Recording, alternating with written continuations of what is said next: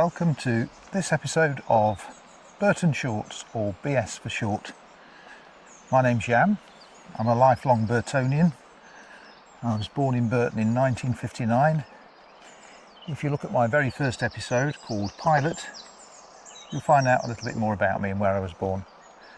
This episode though is about St Modwen Ferry Bridge. I'm starting at the approximate location of St Modwen's house. She built a religious house here in the 6th or 7th century and brought Christianity to what presumably was a bit of a pagan Burton-on-Trent. I don't know a lot about her. There's another episode through Andrassy Passage where I walked past a church named after her, St Modwen's Church in Burton-on-Trent. Today though I'm going to walk to the Ferry Bridge where there's a statue to her. I think it's called a wind statue. I believe she was quite a remarkable woman. I'll give you a bit more info though when I get to see her statue. See you soon. Let's get there quick, shall we?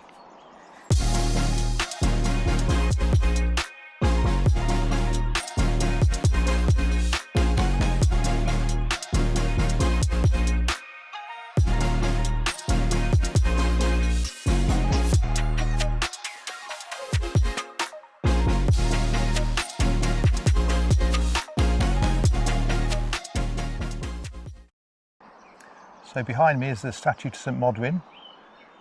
She seemed quite an impressive lady. I do know that she did 2 pilgrimages to Rome, so that was 2 walks across the Alps in the 6th or 7th century, which I wouldn't like to do today. Let's have a little close look at the statue then.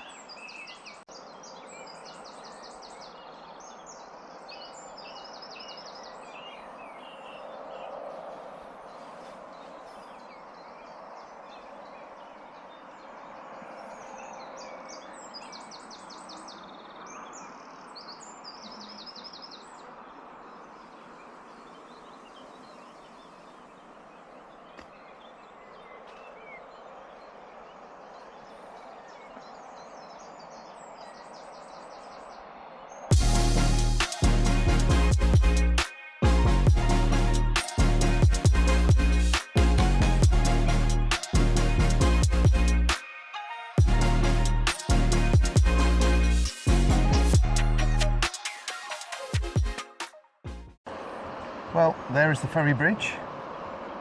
I'll go and see if we can find out when it was built. I know it's a semi-suspension bridge, so the bridge is suspended partially by the structures above, but not only partially supports the bridge structure. I think it was the first and only example in Europe of a semi-suspension bridge, so I guess it was a bit of a rubbish design really, if nobody else did the same afterwards. I also know that it was gifted, I think, to the town by William Bass, who owned Bass Brewery.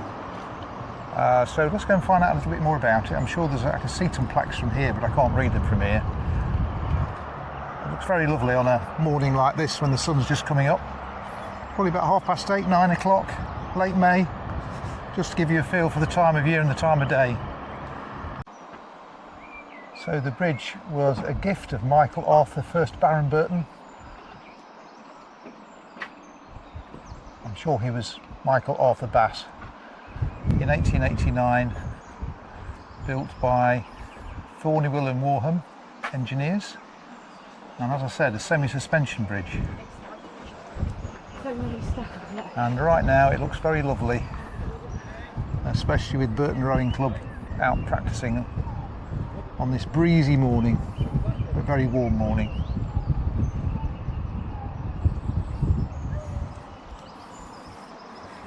So at this end the bridge runs from the Dingle in Stapen Hill across into Burton.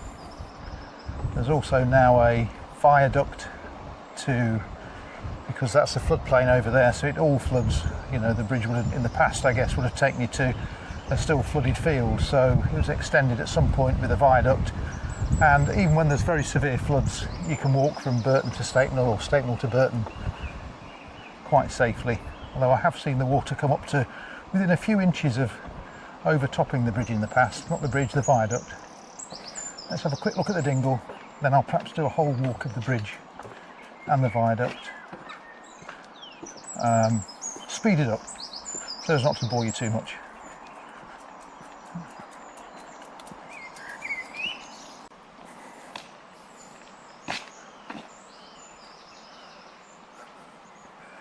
So this is the Dingle, joined by Jerram's Lane, and with an old stone entrance topping there from the Punch Bowl Inn, which still exists. Does it, or has it gone? I think it might have gone actually. We'll do that in another episode. Hill and Sons Ales. Never heard of Hill and Sons Ales. The brewery long since gone. Okay, let's walk across the whole bridge back to Burton, and that will be the end of the episode. So enjoy this quick walk.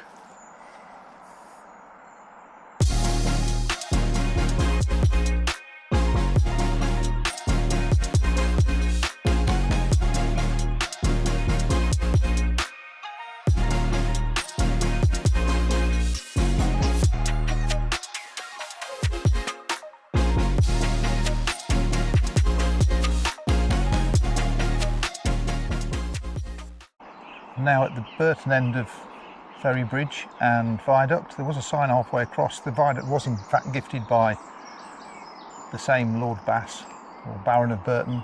I'm sure he had lots of titles, and it was made toll-free in 1898. So my memories of this end, well, I used to commute across this bridge through the 80s and into the 90s to catch the train in Burton. I lived in St Modwen. I used to catch the train in Burton, and at the time you weren't allowed to cycle on it. There was a sign at both ends that said penalty for cycling, 40 shillings. So for any younger viewers, 40 shillings is, or 40 bob is £2. And I was once cycling across, and as I arrived here in the morning, there was a policeman stepped out, a young policeman. He said, "Halt, who goes there?" or something like that. And I said, "Oh, I'm ever so sorry, I'm late for my train." Anyway, let me go. So he didn't fine me 40 bob. So I got away with that. In fact, bobs didn't exist even at that time, so I guess the fine would have been £2. What else can I remember about here? There used to be an ice factory along there, long since gone, that just made ice for local companies, I guess. That white building over there was a pub, and it always blared music out loud, a bit of a biker's pub. And it was nearly always Layla. Layla, do, do, do, do, do. And it seemed to be, it was either a jukebox that only had Layla on it, or it just had Layla fans. So that's the end of this episode. If you've enjoyed this episode, please give me a like. If you'd like to see some more, please subscribe. If you have any other bits of Burton you'd like me to look at, ooh, that's a bit dirty, can't really read that, needs a wash. If you have any other bits of Burton you'd like me to walk around and have my own memories of and just talk about, just put it in a comment. And if I've got anything wrong, or you've got anything to add, please also add a comment. So I'll see you in the next episode. Bye.